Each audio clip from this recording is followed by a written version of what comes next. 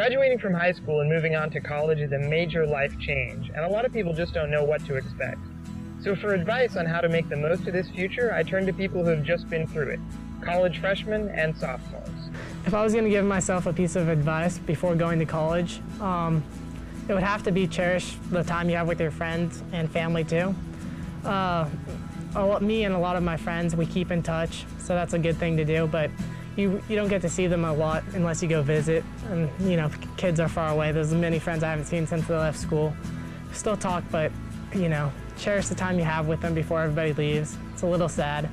The whole thing I miss about high school is, you know, just that whole environment. You know, like they helped you through it. They held your hand basically to, you know, you have this much time to do this. Don't forget. They'll call you if they have to. And in college, they say this is due on your syllabus. Check your syllabus for dates that are due, whatever's due, and then I'll see you on that date. And they turn it. There's no one helping you saying what to do if you forget. The teacher won't give you an extension because you were sick for a week or anything. They expect it to be done by that time, and that's it. I know for me, if I was like close between a B and an A, that extra effort that I put into talking to a teacher would get me an A. And a lot of times in high school, I got A's in classes that I don't remember anything about it, but because I had such a good relationship with my teacher and I put in the effort to try to learn, I got an A. You know, I had teachers' numbers and everything, and we used to text, you know, outside of class, whatever. I would even text him during class, a joke, and he would laugh up at the podium when he read his text message. But in college, you could, you know, obviously you can have great relationships with your teachers, your professors, but they will not help you. And college, whatever you get is what you get. I can't go text my English professor saying, hey, you know, let's go get drinks after this, you know, I want to talk about my grade or something like that. You know, whatever, they gave me a C, I get a C. They gave me a D, I gave me a D. You know, when you get to college, be serious about it, get it done, because whenever it's done, it's done. You can't go back and have it change like you would maybe in high school. Your time is very different because high school you have the same classes every day, the same schedule. And college you get to choose which days, which hours. So obviously you'd have to work it around if you have a job, certain hours. Your parents aren't there to tell you to study. Your parents aren't there to tell you to do your homework. Your parents aren't there to tell you, you know, go to sleep.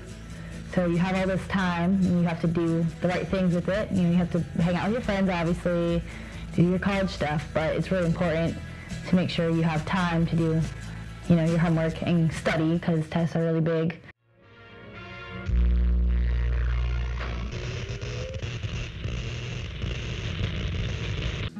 Like looking at it now, you know, in high school, you know, I'd make fun of them, oh, you know, they don't have any friends. They had a ton of friends, you know, they just managed their time better, you know. I would go out and hang out with all my friends and, oh, school, I don't care about school, I'm gonna go hang out with my friends. They would do their schoolwork and then go hang out with their friends. You know, they probably hung out with their friends less than I did with my friends, but they're probably at Harvard and I'm at a city college. So, you know, it's just like you look at it now and you're like, well, they're not nerds, they just apply themselves more. I don't even think it's like justified to be like, well, you're a nerd and you have no friends and you're popular and you have bad grades. Like, you can't label anybody like that. And now that I'm in college, I want to be friends with those nerds. Yeah. I'm like, can you help me with this? Can you explain it to me? And they're always texting me. So when you do this, like, is this that? And we're always helping each other. And it's just talk to the person that you think is the one who has no friends, because you will learn a lot more. And I bet you he's way cooler than all your friends that, you know, go out every single night, because in 10 years,